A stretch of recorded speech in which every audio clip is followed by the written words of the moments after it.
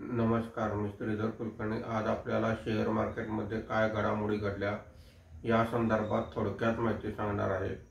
आज सकाळी मार्केट सुरू झाल्यापासून तेजी होती आणि दिवसभर तेजी टिकून होती, थोडी वाढ होत होती।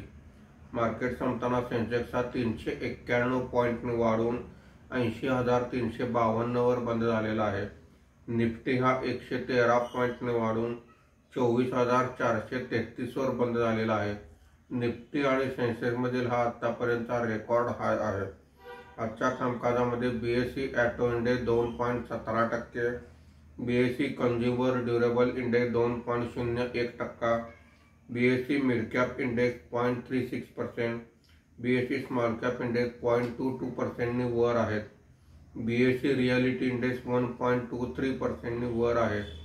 आजच्या कामकाजामध्ये निफ्टीमध्ये वाढलेले मुख्य शेअर्स पुढील प्रमाणे आहेत।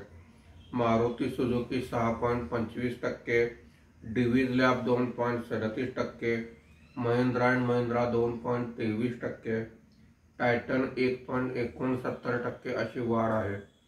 आज निफ्टीमध्ये घसरलेले मुख्य शेअर्स पुढील प्रमाणे आहेत। Reliance industries 0.80%, Tata consumer product 0.76%, Bajaj finance 0.61%, ONGC 0.60% अशी घसरण आहे। आज एफआयआयने 314 कोटी रुपयांची खरेदी केलेली आहे। देशीय वित्तीय संस्थांनी 1,416 कोटी रुपयांची खरेदी केलेली आहे। धन्यवाद।